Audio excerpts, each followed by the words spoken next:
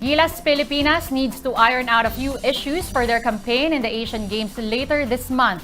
But apart from that, the Philippines is all systems go for the quadrennial showcase. Here's the report. Gilas Pilipinas is facing a few issues in their upcoming Asian Games campaign in Hangzhou, China later this month. The team still has no coach a few weeks before the games start. But in the initial list of team roster released by the Philippine Olympic Committee, Chot Reyes and Tim Cone, who guided the team in the FIBA World Cup, were labeled head and assistant coaches respectively. Apart from that, the initial list of players was also released by the POC. The Philippines Asian roster will feature 7 holdovers from the World Cup roster, and these are Kiefer Ravena, Scotty Thompson, R.R. Pugoy, Junmar Fajardo, CJ Perez, Japeth Aguilar, and Jamie Malonzo. Also in the roster are Chris Newsom, Calvin Oftana, Brandon Ganuelas Rosser, and naturalized players Justin Brownlee and Ange Kwame.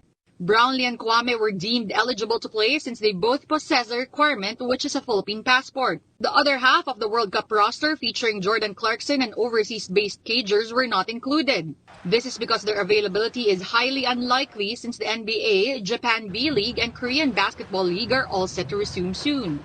Despite this, though, the PBA has reiterated its support in providing players for Gilas. Even if the Philippines is not in full power, POC President Bambol Tolentino is still confident of the country's chances. Kaya pa rin dahil nandiyan naman po yung ibang manlalaro natin magaling na coming from PBA.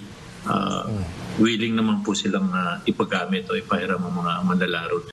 Aside from Gilas, Team Philippines is all set for the Asian Games. The POC listed almost 400 athletes who will compete in 40 sports in the quadrennial meet. Based on the criteria set by the POC, 323 of these are sponsored by the organization, while the rest are self-funded. Among those expected to banner the country are weightlifter Heidelin Diaz and pole vaulter EJ Obiena, who are both the best in Asia in their respective sports. Diaz eyes to retain the Asian title as she is set to compete in the women's 64-kilogram event. Obiena, meanwhile, looks to add an Asian Games gold to his collection. The only Asian to clear the 6-meter mark is coming from a silver medal in the World Championships and gold in the Asian Championships. Nasisigurado ko po makakaginto si EJ Obiena, ang ating pong pole vault. No? Wala pang Asian. Ang nasa likod lang po niya sa record ay China. Pero malayo-layo. So, statistically, siya po ang number 1 sa, talagang siya po ang number 1 sa Asia. Gymnastics ace Carlos Yulo, another expected podium finisher, will not be competing in the Games. He opted to see action in the World Championships as it serves as a qualifier for the Paris Olympics next year. Gensis PH athletes Team Philippines will fly to Hangzhou in 2 weeks, while some athletes will go ahead on September 17 and 19. Halos lahat po nakahanda na. Nag-aantay na lang po ng kung magkakaroon tayo ng send-off, pero lahat po mga sa 2 linggo, palis na po kami.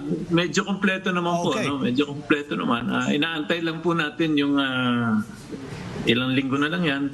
Inaantay na lang po natin ang pagdating ng mga some equipments, tracksuits, uniforms. Ongoing na po yan. Parade uniform natin. Hopefully, maabot. The Asian Games open on September 23 and will happen until October 8.